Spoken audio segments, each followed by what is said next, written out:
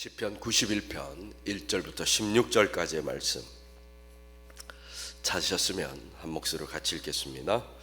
지존자의 은밀한 곳에 거주하며 전능자의 그늘 아래에 사는 자여, 나는 여호와를 향하여 말하기를 그는 나의 피난처요 나의 요새요 내가 의뢰하는 하나님이라 하리니, 이는 그가 너를 새 사냥꾼의 올무에서와 심한 전염병에서 건지실 것이미로다. 그가 너를 그의 깃으로 덮으시리니 네가 그의 날개 아래에 피하리로다.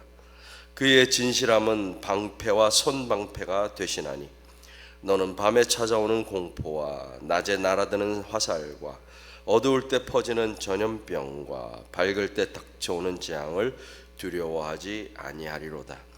1000명이 내 왼쪽에서 10,000명이 내 오른쪽에서 엎드려지나 이 재앙이 내게 가까이 하지 못하리로다.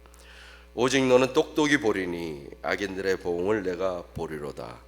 내가 말하기를 여호와는 나의 피난처시라 하고 지존자를 너의 거처로 삼았으므로 화가 내게 미치지 못하며 재앙이 내 장막에 가까이 오지 못하리니, 그가 너를 위하여 그의 천사들을 명령하사 네 모든 길에서 너를 지키게 하심이라. 그들이 그들의 손으로 너를 붙들어 발이 돌에 부딪히지 아니하게 하리로다. 네가 사자와 독사를 밟으며 젊은 사자와 뱀을 발로 누르리로다. 하나님이 이르시되 그가 나를 사랑한즉 내가 그를 건지리라. 그가 내 이름을 안즉 내가 그를 높이리라. 그가 내게 간구하리니 내가 그에게 응답하리라. 그들이 환난 당할 때에 내가 그와 함께하여 그를 건지고 영화롭게 하리라. 내가 그를 장수하게 함으로 그를 만족하게 하며 나의 구원을 그에게 보이리라 하시도다. 아멘.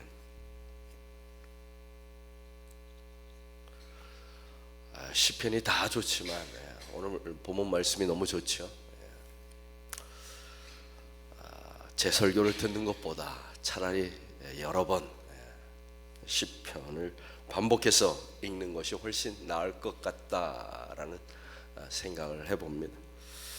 하나님 말씀은 말씀 그 자체로 능력 있고 힘이 있습니다. 굳이 제가 해설을 더 하지 않더라도 여러분에게 큰 위로와 소망을 주시는 줄 믿습니다. 오늘 본문 말씀을 한 문장으로 요약하면 어떤 말이 될까? 어떤 말이 될까?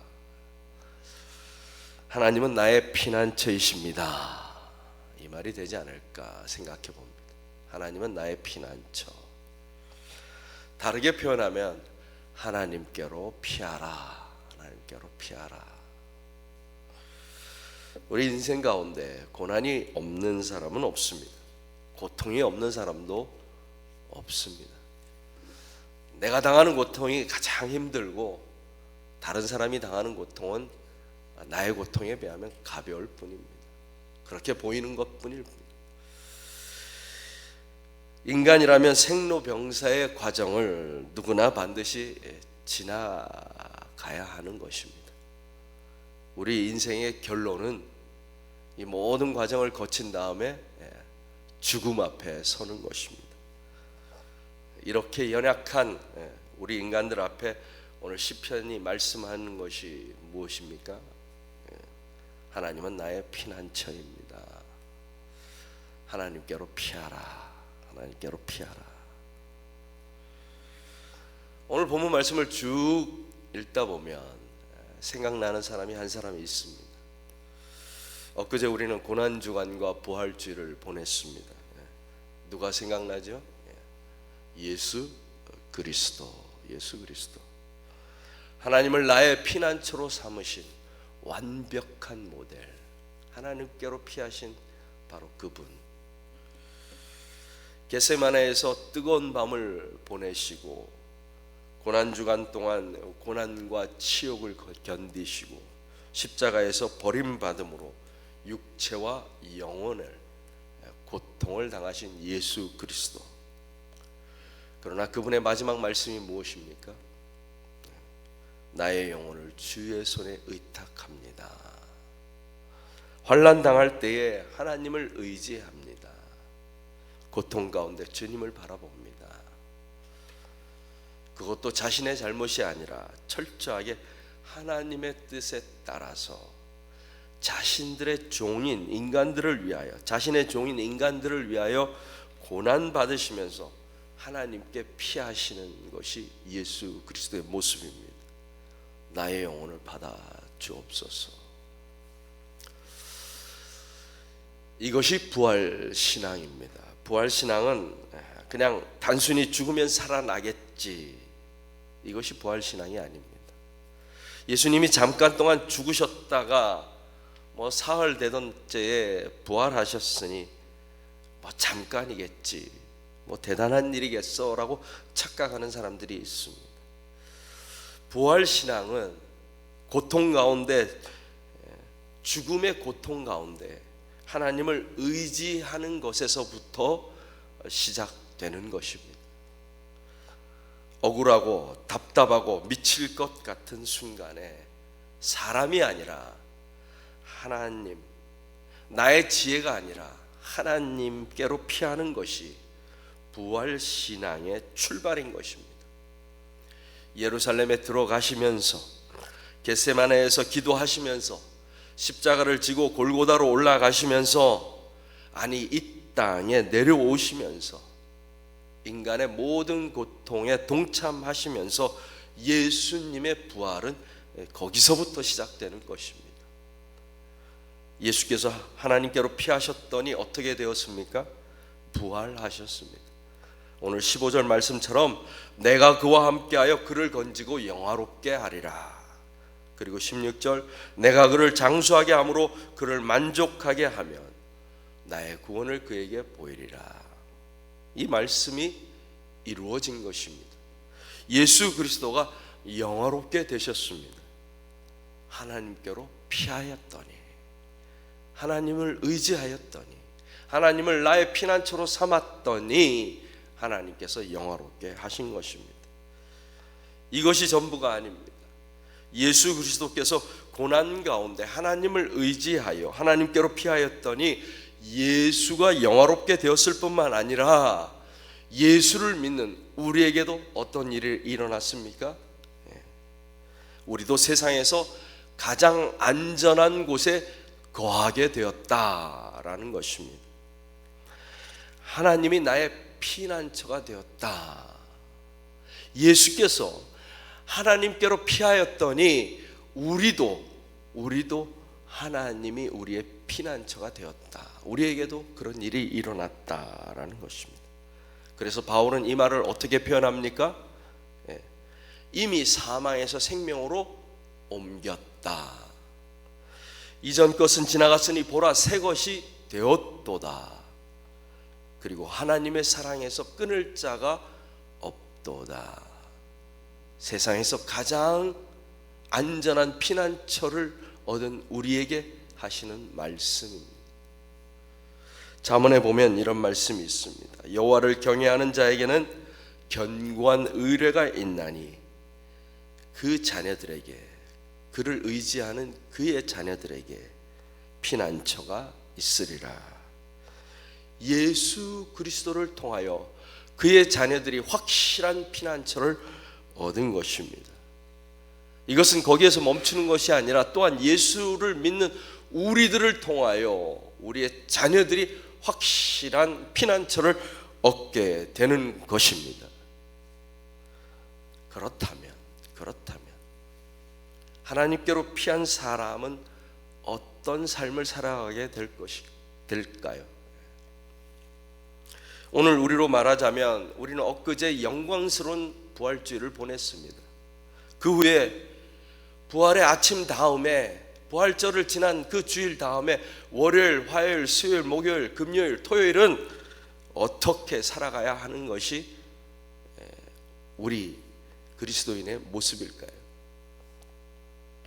하나님을 나의 피난처, 하나님께로 피한 사람은 월요일부터 토요일까지 어떻게 살아가야 할까요? 첫째, 가장 기본이 되는 것, 하나님을 신뢰하는 것입니다.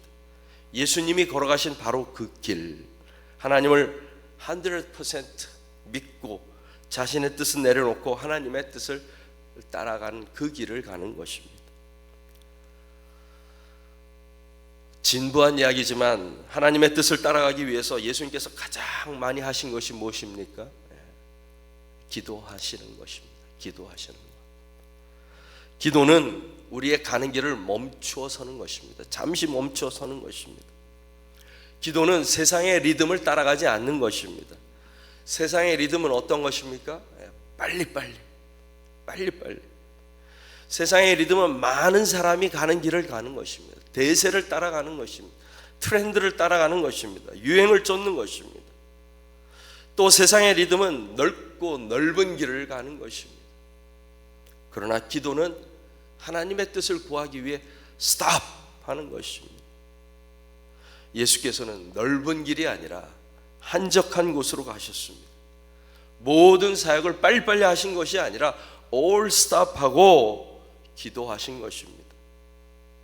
기도는 하나님을 나보다 더 신뢰한다는 고백인 것입니다. 두 번째는 정말 중요한 것입니다. 내려놓는 것입니다.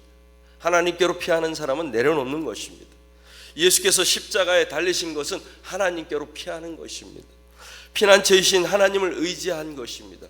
혹시 예수께서 십자가에 달리실 때에 무엇을 가져가신지 기억하십니까? 예수께서 십자가로 가실 때에, 골고다로 가실 때 무엇을 갖고 가셨습니까? 아무것도 가지지 않으셨습니다. 심지어 속옷까지도 빼앗기셨습니다. 하나님을 의지한다는 것은, 하나님을 나의 피난처로 삼는다는 것은 내가 의지하는 모든 것을 내려놓는 것입니다. 천부여 의지없소서 손들고 옵니다. 이 찬송을 작사한 작사가가 저와 여러분보다 가진 것이 없어서 이런 가사를 쓴 것이 아닙니다. 혹시 여러분 가운데는 이런 말을 하실 것입니다. 늙어보니 손에 돈이 있어야 해. 맞는 말씀입니다. 늙으면 외롭고 밥값 낼 때 신발끈 메고 쭈뼛거리고 그러면 자존심 상하지. 그나마 돈이라도 없으면 얼마나 무시당하는지 알아? 맞습니다. 제가 오늘 돈 걱정하지 마세요, 하나님이 다 채워주십니다, 이런 무책임한 말씀 드리는 것이 아닙니다. 그러나 하나님께로 피할 때는 그 무엇도 가지고 갈 수 없다라는 것입니다. 하나님께로 피할 때는 나의 욕심이나 욕망을 가지고 갈 수 없습니다. 시간이 흐를수록 어리석은 사람은 더 움켜쥐려고 하고 지혜로운 사람은 다 내려놓으려고 합니다. 왜 내려놓습니까? 더 귀한 것을 얻으려고. 더 귀한 것을 얻기 위해서 자존심, 체면, 물질 다 내려놓는 것입니다. 무엇을 얻으려고? 더 귀한 것, 더 귀한 사랑을 하고 사랑을 받기 위해서. 그래서 세 번째로는 부지런히 사랑하며 살아가는 것이 하나님께로 피한 사람들의 살아가는 방법입니다. 건강이 있을 때, 물질이 조금이라도 있을 때, 믿음의 식구들이 옆에 있을 때, 자녀들이 근처에 있을 때, 전화 걸 힘이 있을 때 부지런히 사랑한다고 말씀해 주시고 표현해 주세요. 언젠가는 하고 싶어도 할 수 없는 시간이 오는 것입니다. 여러분은 어떤 모습으로 기억되고 싶습니까? 돈 많은 할아버지 할머니, 고집 부리던 아버지 어머니, 자존심 강한 장로님 권사님, 어떤 모습이 여러분이 바라는 기억의 모습입니까? 어떻게 하든지 사랑하며 살아가십시오. 이것이 예수 그리스도께서 살아가신 모습이기도 합니다. 하나님을 의지하기 때문에, 하나님을 피난처로 삼았기 때문에 예수 그리스도께서는 사람들을 사랑하시는데 끝까지 사랑하셨다. 심지어 나를 팔 그놈마저도, 나를 배반할 베드로마저도. 이것이 저와 여러분의 모습이 되기를 바랍니다. 하나님께 피한다는 것은 하나님을 의지하는 것입니다. 하나님을 피난처로 삼는 사람은 내려놓는 사람들입니다. 자존심도 내려놓고, 나의 욕망도 내려놓고, 나의 고집도 내려놓고, 나의 명예욕도 내려놓고, 이런 것을 다 내려놓고 더 좋은 것, 사랑을 구하는 사람입니다. 이렇게 살아가는 저와 여러분이 되기를 주님의 이름으로 축복합니다. 기도하겠습니다.